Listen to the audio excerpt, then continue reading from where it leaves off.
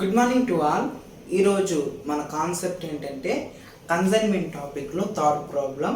నిన్నటి వరకు మనం ఒక పారాగ్రాఫ్లో ఉన్న ఇన్ఫర్మేషన్ని మనం ప్రాబ్లమాటిక్లో ఎలాగా చేయాలి అని తెలుసుకున్నాం. ఇవాళ టాపిక్లో ఇలాగా బాక్స్లో ఒకవేళ ఇచ్చినట్లయితే ఎలాగ చేయాలి అని.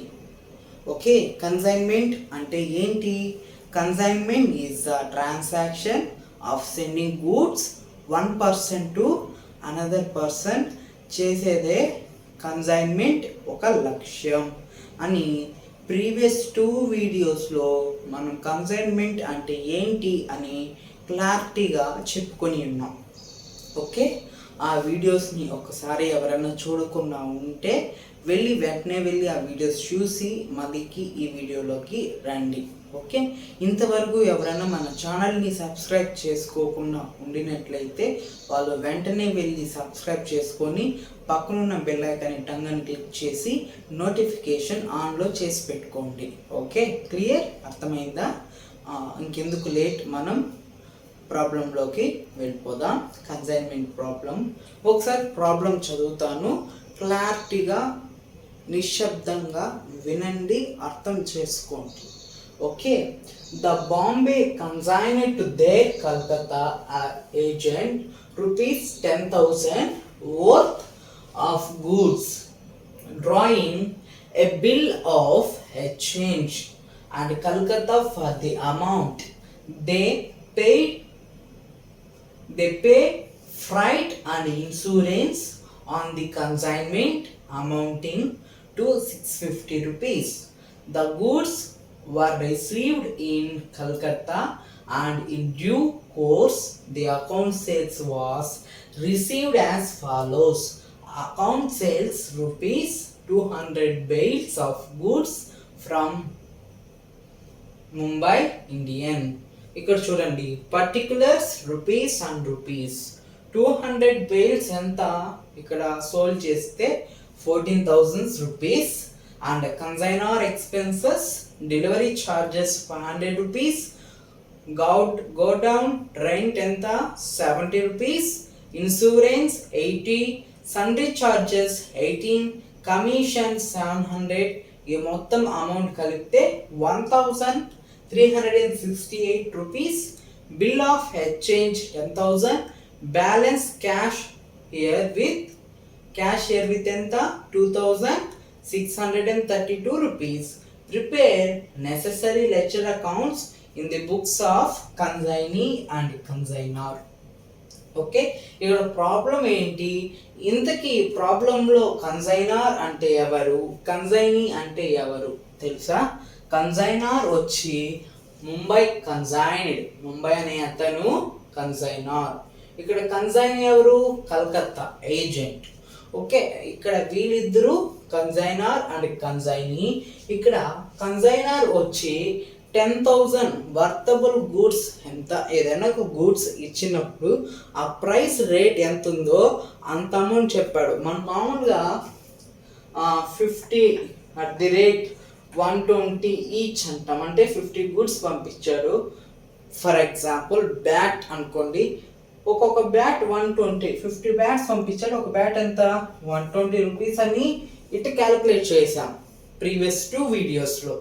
ఈ వీడియోలో ఏంటని చెప్తున్నాడు?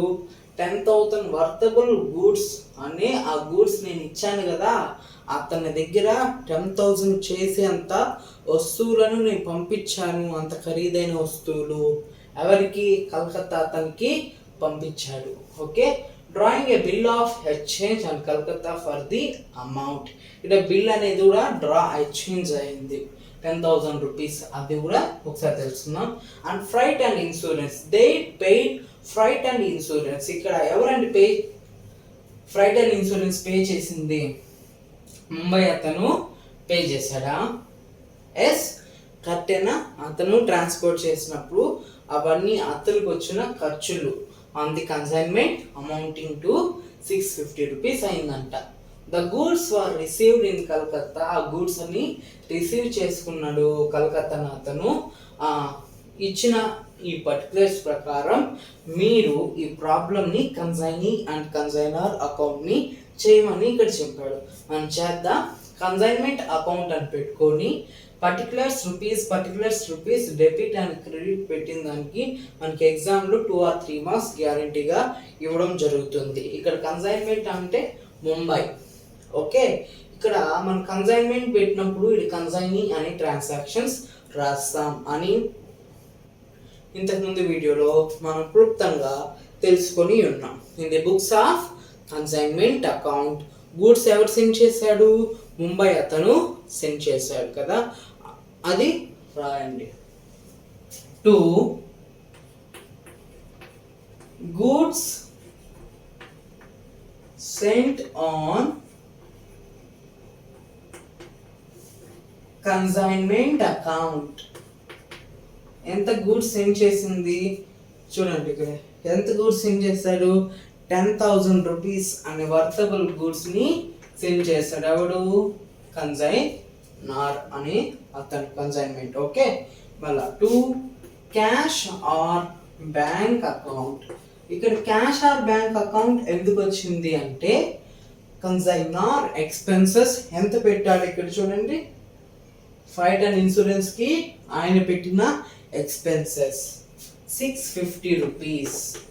Is clear? అర్థమైందా? తర్వాత ఇక్కడ కన్సైనర్ ఎక్స్పెన్సెస్ అయినాయి, కన్సైనీ ఎక్స్పెన్సెస్ ఎవరు? ఇక్కడ కల్కత్తా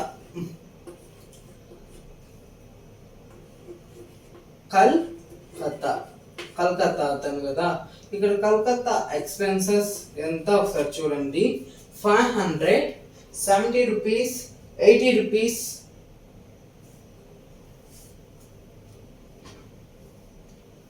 18 రూపీస్. ఓకే, ఇప్పుడు అందరూ క్యాలిక్యులేట్ తీసుకోండి. డెలివరీ ఛార్జెస్ ఎంత? 500 రూపీస్ ప్లస్ గౌడౌన్ రెంట్ ఎంత? 70 rupees గౌడౌన్ rent and 80 rupees insurance and sundry charges 18 rupees.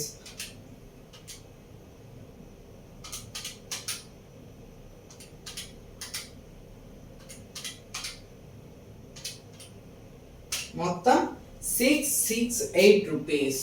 ఇది కన్సైనీ ఎక్స్పెన్సెస్ అండి. ఇప్పుడు కమిషన్ చూడండి. కల్కత్తాది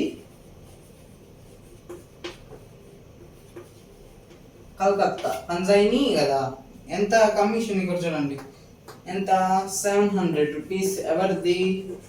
కమిషన్. ఓకే, కల్కత్తాది కమిషన్ అయితే ఇక్కడ పోస్ట్ చేశాం. ఇక్కడ సేల్స్ ఉన్నాయి. సేల్స్ క్రెడిట్ సైడ్ వస్తాయి. అది ఎవరిది? కల్కత్తా. కన్సైనీ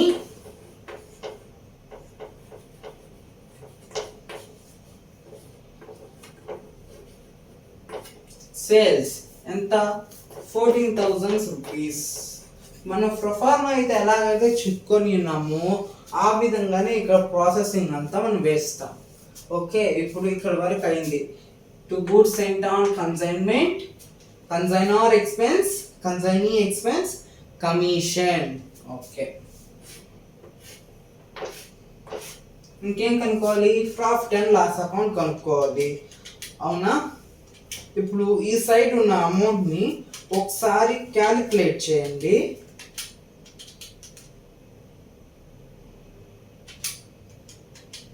మొత్తం అమౌంట్ 12018 రూపీస్. ఓకే, 12,018 రూపీస్ అయితే మనకు వచ్చింది. అప్పుడు మొత్తం అమౌంట్ ఎక్కువ అమౌంట్ ఏది? 14,000 రూపీస్.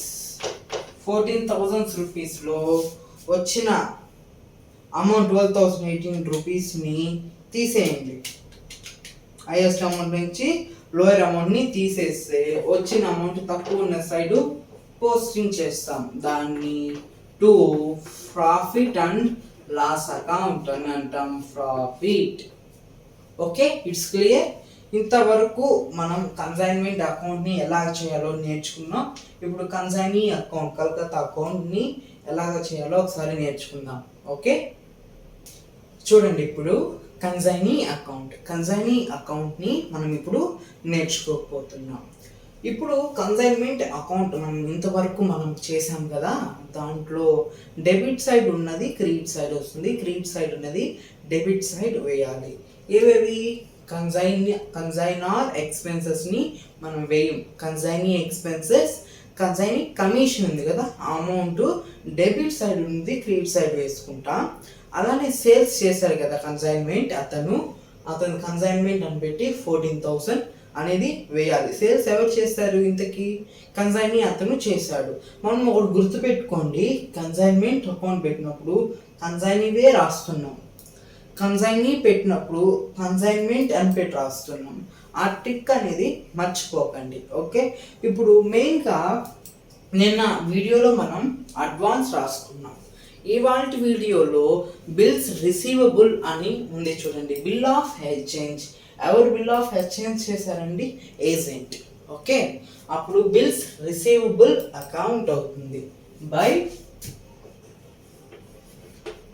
Bills receivable. ఇది కూడా అడ్వాన్స్ లెక్కనే వస్తుంది. బిల్ అనేది రిసీవ్ చేసుకున్నారు. ఓకే, అది అమౌంట్ ఎంత? 10,000 రూపీస్. అమౌంట్ ఎంత గుర్తుందా? Okay, nice, 10,000 rupees. ఇంకా ఈ కన్సైనీల అకౌంట్లో వాడు ఇచ్చింది ఇంకేమైనా ఉందా? ఇవి వేసాం, ఇది వేసాం, ఇంకా ఇంత అమౌంట్ ఈ ఒకటి వేయాలి. ఇది చూడండి, balance cash here with balance ఎంత వస్తుంది అనేది కూడా ఇక్కడ క్లియర్గా మెన్షన్ చేశాడు. ఎంత? 2,632 రూపీస్ అని ఇక్కడ చెప్పారు కదా. ఒకసారి మనం క్యాలిక్యులేట్ తీసుకొని క్యాలిక్యులేషన్ చేయండి.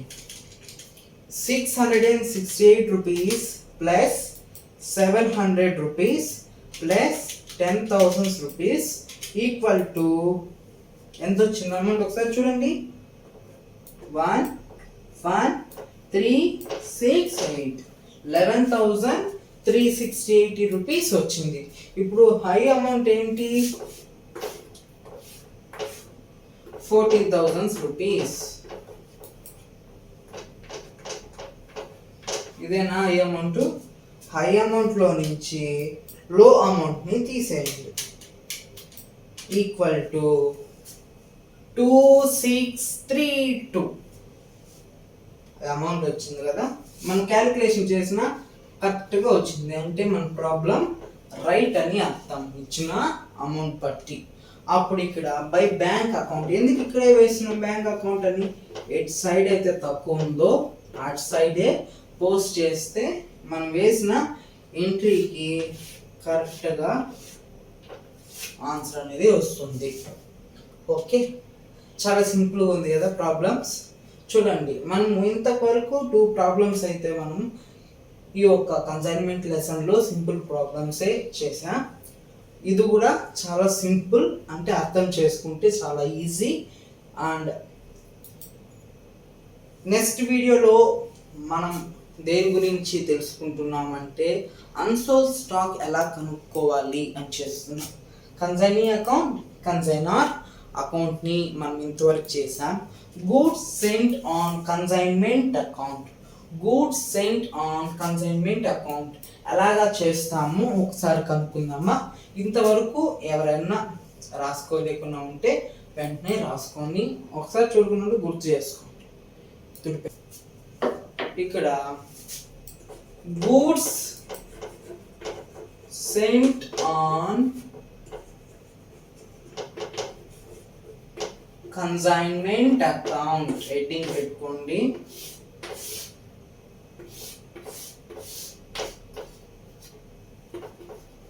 చూడండి, to buy consignment account. Stock ఎంత తెచ్చింది? 10,000 రూపీస్ కదా స్టాక్ తెచ్చింది. ఆ 10,000 రూపీస్ని ఇటు సైడ్కి పోస్ట్ చేయండి. అలానే ఇక్కడ చూడండి, టు ట్రేడింగ్, ఇక్కడున్న అమౌంట్ని ఇక్కడికి షిఫ్ట్ చేయండి అంతే. 10,000 రూపీస్, 10,000. ఓకే, ఇదేంటి goods sent on consignment account. Goods sent on consignment account. ఇంతవరకు మనం తెలుసుకున్నాం. ఇక్కడ మనం కన్సైన్మెంట్ లెసన్లో ఏమేమి నేర్చుకుంటామంటే consignment account, consignee account, goods sent on consignment account. ఇవన్నీ కూడా సింపుల్ ప్రాబ్లమ్స్. ప్రొఫార్మను బట్టి మనం యాజ్ ఇట్ ఈస్ అలానే చేసాం. ఇంకనూ మనం ప్రొఫార్మను బట్టే మనం అన్సోల్డ్ స్టాక్ ఎలా కనుక్కోవాలి అని క్లియర్గా నెక్స్ట్ వీడియోలో మనం తెలుసుకుందాం. ఇంతవరకు ఇంకా ఎవరైనా సబ్స్క్రైబ్ చేయకుండా ఉన్నట్లయితే మన ఛానల్ని సబ్స్క్రైబ్ చేసి బెల్ ఐకాన్ ఆన్ చేసి నోటిఫికేషన్ ఆన్ చేసి పెట్టుకోండి.